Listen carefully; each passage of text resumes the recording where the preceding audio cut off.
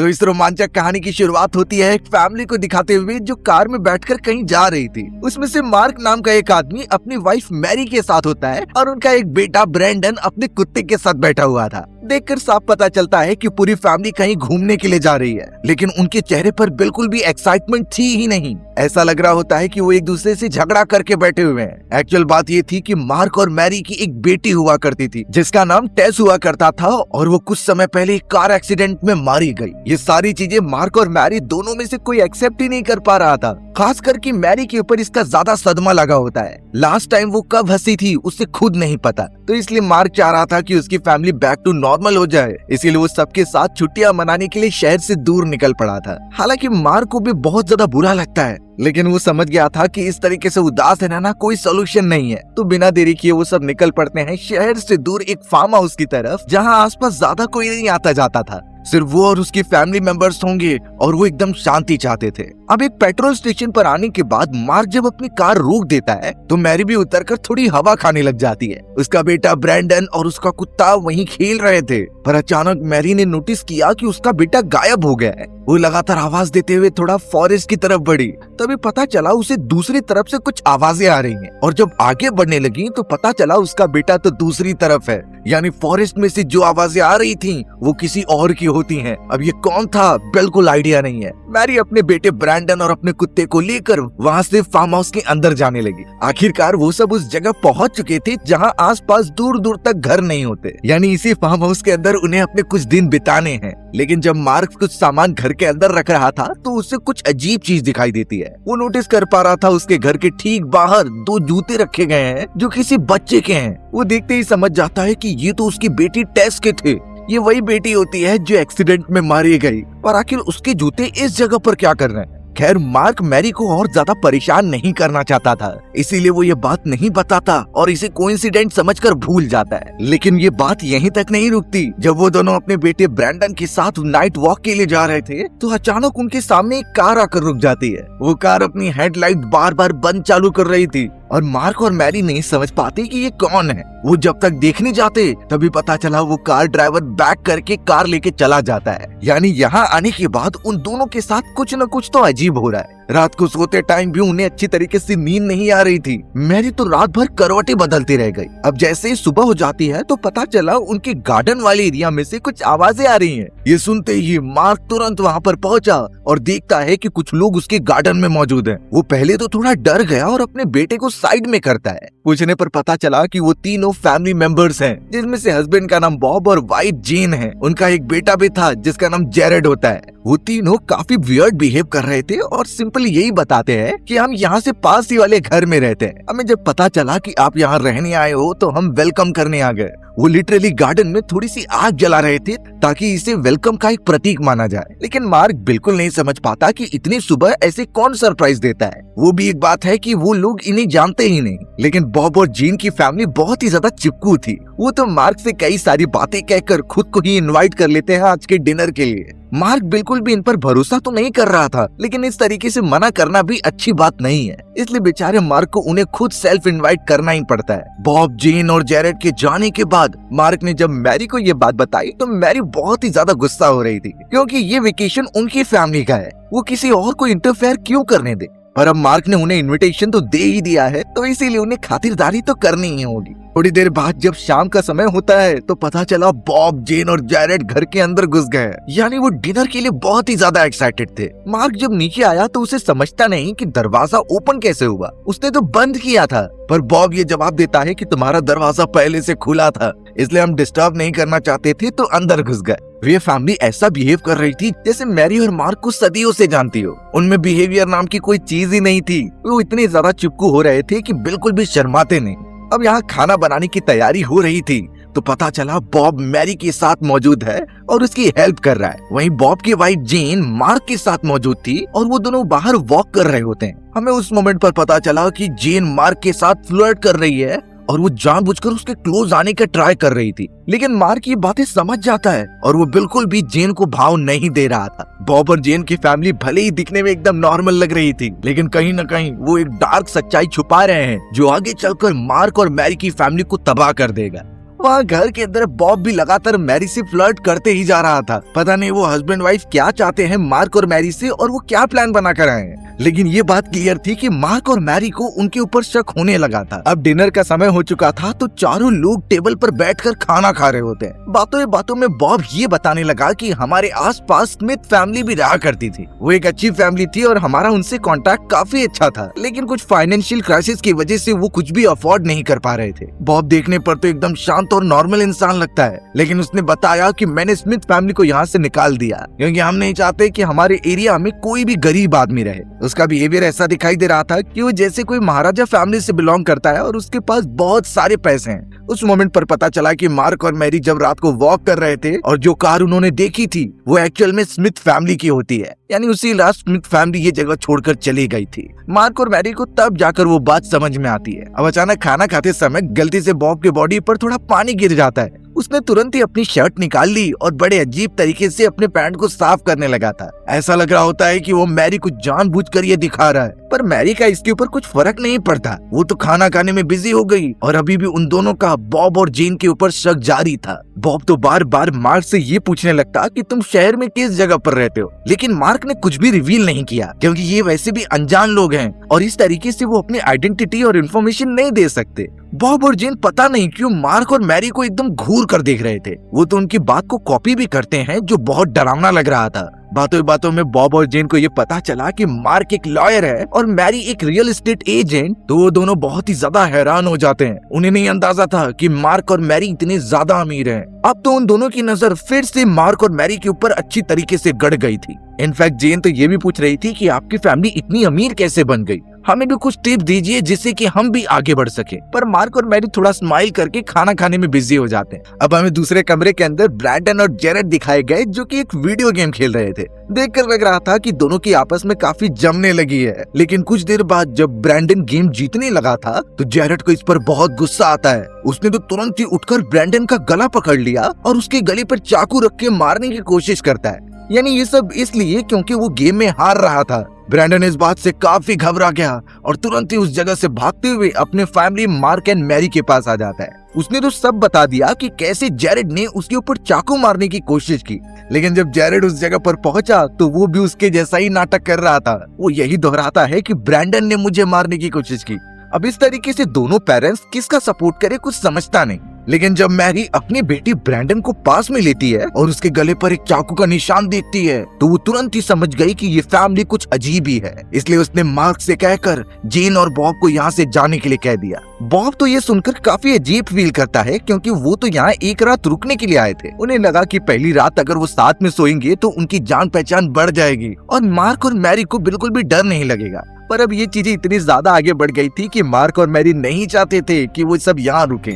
In fact ये नौबत आ जाती है कि मार्क को धक्का देकर बॉब को निकालना पड़ा। वहाँ पर तो एक गर्मा गर्मी का माहौल बन गया था। बॉब और जेन फिलहाल के लिए तो अपने बेटे को लेकर चले जाते हैं, लेकिन वो एक अजीब सा लुक मार्क एंड मैरी की फैमिली को दे रहे थे, ऐसा जैसे कि आगे चलकर वो कुछ खतरनाक करने वाले हों। अब उनके जाने के बाद मार्क को काफी गलत लग रहा होता है क्योंकि उसने ऐसा बिहेवियर कभी किसी के साथ नहीं किया। वो तो एक जेंटलमैन होता है और उसे अपनी गलती का एहसास हो भी रहा था। वो गुस्से में अपनी वाइफ का दिया गया एक जार ही तोड़ देता है क्योंकि वो भी दूसरों के साथ अच्छे संबंध बनाना चाहता था। लेकिन हमें पता चला कि मार्क जब एकदम फ्रस्ट्रेशन में सर नीचे किया होता है तभी बॉब उसके घर के दरवाजे से देख रहा था। यानी वो कुछ न कुछ तो करने जा रहा है जिसकी उम्मीद मार्क एंड मैरी को नहीं होगी। कुछ देर में जब मार्क मैरी और अपने बेटे के पास जाता है तभी बाहर से उनके कुत्ते के चिल्लाने की आवाज आई।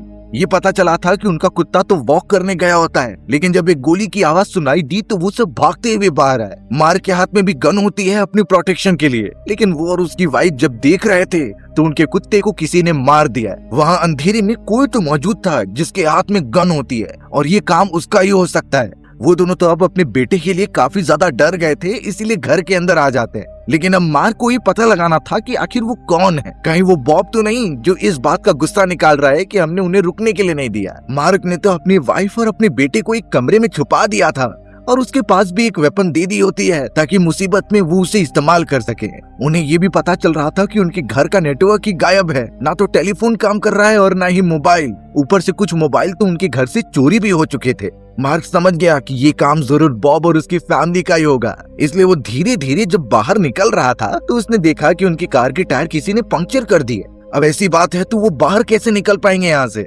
मार्क जब एकदम घबराते हुए बंदूक लेकर आगे बढ़ रहा था तभी पता चला वहाँ पर जेरेड आ चुका है, जो कोई और नहीं बल्कि बॉब का बेटा है। और उसने तो मार्क का टूटा हुआ मोबाइल फोन फेंका और उनके कुत्ते का एक बेल्ट। यानी इससे इतना क्लियर हो चुका था कि जेरेड ने उस कुत्ते को मार दिया है और ये उसकी फैमिली है जो सारी चीजें कर रही थी। मैरी तो बेचारी अपने बेटे ब्रैंडन को लेकर वॉशरूम में छुपी हुई होती है। उसे लग रहा था कि उसका हस्बैंड सब हैंडल कर लेगा, लेकिन बॉब ने मार्क के ऊपर हमला कर दिया और जब मार्क आवाज देता है अपनी वाइफ को तो वो बाहर निकलती है। लेकिन ये सब एक ट्रैप था मैरी और उसके बेटे को निकालने का। बॉब की फैमिली मेंबर्स अब तुरंत ही मार्क, मैरी और ब्रैंडन को एक सोफे पर बिठाते हैं और हाथ में बंदूक लेकर उनके ऊपर पॉइंट किए होते हैं। यानी कि ये सब अब धीरे धीरे रिवील हो रहा था। एक्चुअल में बॉब और जेन की फैमिली बिल्कुल भी अच्छी नहीं है। वो रियलिटी में एक चोर हैं जो दूसरों के हाथ चोरी करने के साथ साथ उन अमीर लोगों की आइडेंटिटी भी चुरा लेते थे, यानी उन्हें मारकर उनकी पूरी प्रॉपर्टी और उनकी लाइफस्टाइल अपना लेना। इससे वो कभी भी पकड़ाए भी नहीं जाते थे और उनका क्राइम भी छुप जाता था। सच्चाई की बात ये होती है कि बॉब और जेन जो उन्होंने नाम रखा है वो भी उनका नहीं है। एक्चुअल में जो स्मिथ फैमिली यहाँ से गई थी ये उनकी कहानी होती है जो कि उन्होंने मार्क और मैरी को अपने बारे में बताई थी। पर इन सारी चीजों के बावजूद बॉब पता नहीं क्यों अपनी खुद की रियलिटी उन्हें बताने लगा। एक्चुअल में बॉब कई साल पहले शादीशुदा हुआ करता था, लेकिन उसकी अमीर वाइफ के मरने के बाद उसकी सारी दौलत चली गई। वो एकदम से कंगाल होकर चारों तरफ घूमता रहता। लेकिन कुछ मोमेंट बाद उसकी मुलाकात जेन से हुई। दोनों की मेंटालिटी एकदम से मैच करती थी कि हमें अमीर लोगों को लूटना है, इसलिए जेन बॉब की टीम में शामिल हो गई। इनफैक्ट उसने तो अपने भाई जेरेड को भी उसमें शामिल कर लिया। यानी जेरेड कोई और नहीं बल्कि जेन का भाई है जो कि वो अपना बेटा बताकर घुमा करती। स्मिथ फैमिली को मारने के बाद उन्होंने उनकी आइडेंटिटी चुरा ली इतने सालों से, और अब उनसे भी बड़ी पार्टी यानी कि मार्क एंड मैरी आए हैं। तो उनका भी यही प्लान है कि इन्हें मारकर उनकी आइडेंटिटी ले ले, जिसका मतलब है कि ये पूरा एक प्लान था उनके साथ क्लोज होना और पड़ोसी बनकर उनसे जान पहचान बढ़ाना। देखकर लगता नहीं कि बेचारे मार्क, मैरी और ब्रैंडन बच पाएंगे। लेकिन तभी अचानक वहाँ पर टोबी नाम का एक लड़का आ गया जो कि मार्क का भाई होता है, और टोबी तो यहाँ पर उनके साथ आने ही वाला था। उसके अचानक यहाँ प्रेजेंट होने पर बॉब और जेन एकदम से डर जाते हैं, लेकिन उन्होंने पहले ही धमकी दे दी थी मार्क और मैरी को कि अगर जरा से भी गलती की तो हम तुम्हारे बेटे को ही मार देंगे। तो इसीलिए मार्क और मैरी भी नॉर्मल बिहेव करते हैं और बॉब और जेन यही जता रहे थे कि वो मार्क के दोस्त हैं। टोबी जब उनसे बात करने की कोशिश करता है तो वो समझ गया था कि जरूर कुछ गड़बड़ है। बॉब कहीं से भी मार्क का दोस्त नहीं लग रहा था, इसलिए अब काफी चीजें डिस्कस करने के बाद जब टोबी बाहर की तरफ जाता है एक कॉल लगाने के लिए, तभी बॉब पीछे से आया और उसे गोली मार देता है। बेचारा टोबी वहीं गिरकर मर गया था। मैरी तो उसके पास आकर काफी रोने लगी थी क्योंकि उसका एक और फैमिली मेंबर मर गया है। लेकिन इन सारी चीजों में सबसे खतरनाक बात ये होती है कि जेन भी उसके पास आकर सेम टू सेम मैरी को कॉपी कर रही थी। जैसे मैरी रो रही होती है, जेन भी वैसे ही रो रही थी। ऐसा लग रहा होता है कि वो मैरी की बिहेवियर को सीख रही है, क्योंकि आगे चलकर जेन को उसकी लाइफ जो जीनी है। पूरा माहौल एकदम डरावना सा हो गया था, लेकिन असली सच्चाई तो सामने आनी बाकी है।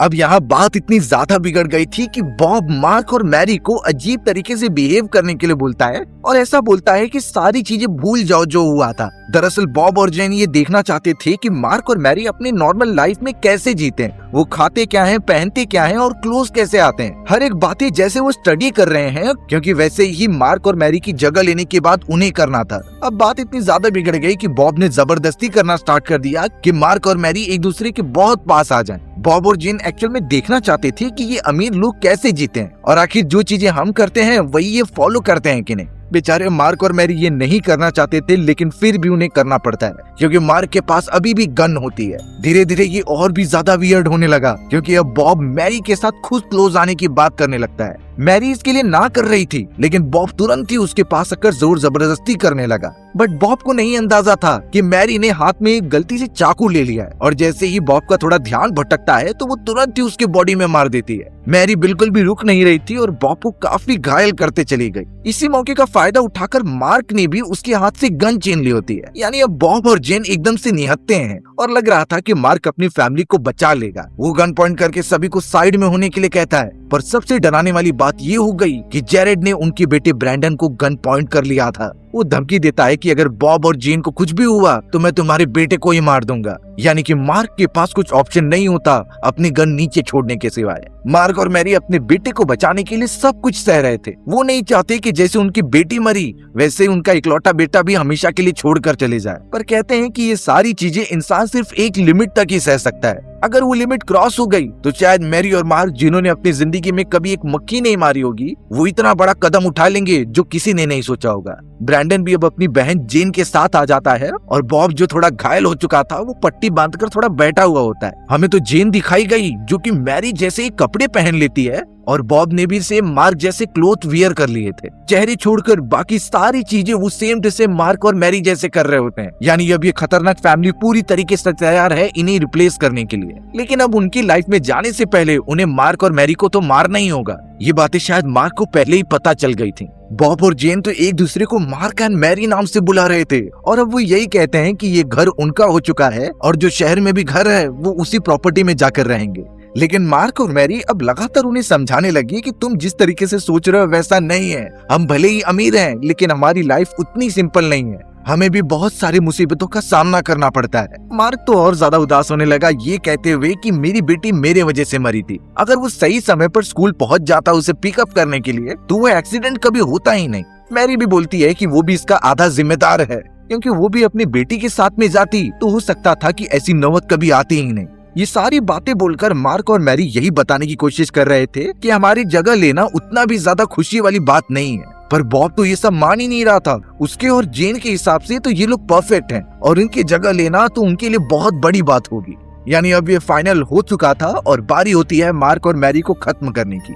इन सारी चीजों के साथ साथ जेरेड तो उनके ऊपर गन पॉइंट करके ही रखा हुआ था। ऐसा लग रहा होता है कि अगर मार्क और मैरी स्मार्टनेस दिखाएंगे तो वो शूट ही कर देगा। पर अगर ऐसी कंडीशन में कभी हम फंस जाएं जहां पर कोई बच्चा या फिर कोई भी इंसान हमारे ऊपर गन पॉइंट करके खड़ा हो, हमें जैसे तैसे बचना है और उससे गन पॉइंट को दूर करना है। तो कोई भी अगर गन पॉइंट किया है तो उसे दूर करने के कई तरीके आते हैं। सबसे पहला कि आप उसका एल्बो पकड़ लो। एल्बो ही मेन है जिससे गन को डायरेक्शन दी जाती है। अगर उसे अच्छी तरीके से दूर करके वहीं पर उसे मारने लग जाएं तो हो सकता है कि वो अपनी गन आसानी से छोड़ दे। दूसरी चीज आती है कि आप गन के ट्रिगर को ही पकड़ लो। गन के ट्रिगर को ऊपर की तरफ करने पर लगातार आपको गन चलाते रहने, क्योंकि गन में कुछ ही बुलेट्स होती हैं और अगर एक बार वो खत्म हो गई तो चाहे सामने वाला कुछ भी करे उसके पास टाइम बहुत कम होगा आप पर हमला करने का। जब तक वो गोली भरेगा तब तक आप वहां से भाग सकते हो या फिर उस पर अटैक भी कर सकते हो। और एक और पॉइंट आता है कि आप जल्द से जल्द किसी दीवार के पीछे चले जाइए और यही ट्राई कीजिए कि आप उसका ध्यान भटकाएं। वो मल्टीपल फायर करता रहेगा और आप छुपते रहना। ये तब तक करना है जब तक उसकी बुलेट्स ना खत्म हो जाएं। यानी ओवरऑल हमारा सबसे परफेक्ट एग्जांपल यही होगा कि हम उसकी बुलेट्स खत्म कर दें, फिर हम डायरेक्टली उस पर झपट्टा मारकर चाहे कुछ भी कर सकते हैं और अपने फैमिली की जान बचा सकते हैं। लेकिन देखकर लगता नहीं कि मार्क और मैरी ये कदम उठाएंगे, क्योंकि साथ में उनका एक छोटा बेटा भी था और अगर उसे कुछ हो गया तो ये दोनों अपने आप को माफ ही नहीं कर पाएंगे। पर अचानक हमें मार्क के चेहरे पर कुछ चेंजेस दिखाई दिए और ऐसा लग रहा था कि उसकी सहने की लिमिट एकदम खत्म हो चुकी है। वो काफी ज्यादा गुस्से में उठा और सीधा ब्रैंडन के ऊपर झपट्टा मार लेता है। ब्रैंडन के हाथ में जो गन मौजूद थी उसे मार्क ने अपने हाथों में लिया और उसे धक्का देकर पॉइंट कर देता है बॉब के ऊपर। बॉब पहले तो उसे समझाने की कोशिश कर रहा था कि हम एक्चुअल में ये प्रैंक कर रहे थे, पर मार्क बिल्कुल भी रुकता नहीं और सीधा उसकी बॉडी पर गोली मार देता है। बेचारा बॉब काफी तड़प कर माफी मांग रहा था और उसे इतना डैमेज पहुंचा देता है कि बॉब वहीं पर मर गया। जीन जब इन सारी चीजों को देखती है तो वो बॉब के पास आकर काफी रोने लगी, क्योंकि अब वो समझ चुकी थी कि बॉब नहीं रहा और अगर जरा भी स्मार्टनेस वो दिखाएगी तो मार्क उसे भी मार देगा। पूरा माहौल एकदम से बदल गया था और मार्क को विश्वास ही नहीं होता कि उसने किसी इंसान की जान ले ली है। एक तरीके से अपनी फैमिली को बचाने के लिए वो भी क्रिमिनल बन चुका है। अब थोड़ी देर बाद जब उस जगह का माहौल शांत होता है और सुबह हो जाती है तो मार्क तुरंत ही नेबर वाले हाउस में जाता है और वहाँ से पुलिस ऑफिसर्स को कॉल कर देता है। पुलिस ऑफिसर्स की टीम वहाँ पहुँच गई थी और जल्द से जल्द तहकीकात करने पर पता चला कि बॉब और जेन के ऊपर तो पहले से ही क्रिमिनल चार्जेस थे। जल्द से जल्द उन्होंने बॉब की बॉडी और जेन को भी पकड़ लिया। जेरेड को भी हिरासत में ले लिया गया होता है और यहाँ बेचारा मार्क अपनी वाइफ और अपने बेटे को अच्छे से संभाल रहा था। इस पूरे प्रोसेस में मैरी की हालत काफी पतली हो गई थी, वो तो ठीक से खड़ी भी नहीं हो पाती। लेकिन जब जेन को पुलिस वैन में लेकर जाया जा रहा था तो वो मैरी को देखकर हंसते रहती है और उसे गुड बाय कहती है। वो स्माइल इतनी ज्यादा अजीब थी जिसे मैरी देखते रह गई और जेन वहाँ से निकल जाती है। मार्क भले ही अपने फैमिली को बचाने में कामयाब हो गया, लेकिन उन्हें नहीं पता कि ये सारी चीजें बॉब और जेन का प्लान था। बॉब, जेन और जैरेड एक्चुअल में बहुत गरीब घराने से बिलोंग करते थे और आसपास की सोसाइटी वाले उन्हें एक्सेप्ट भी नहीं करते, तो इसीलिए उन्होंने अमीर लोगों को फांसने का प्लान बनाया। मार्क और मैरी जब इस जगह पर पहली बार आए थे तो जैसे उन्हें कार दिखाई दी थी और मार्क को अपनी बेटी के शूज दिखते हैं,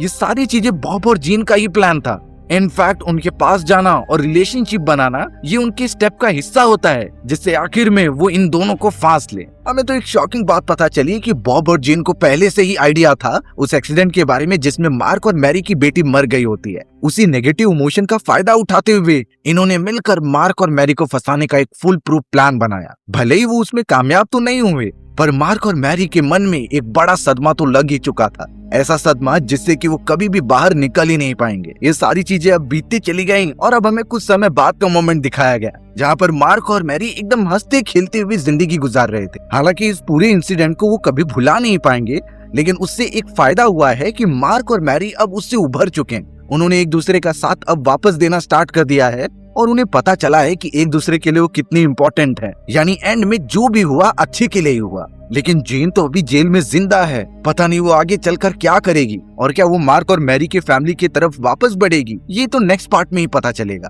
फिलहाल के लिए ये कहानी यहीं पर खत्म हो जाती है। सो व्यूअर्स, अगर आपको मेरा नरेशन 1% भी अच्छा लगा होगा ना, तो वीडियो को लाइक एंड चैनल को सब्सक्राइब जरूर कर देना। मिलते हैं इसी तरीके की मजेदार वीडियोस में, तब तक के लिए बाय बाय।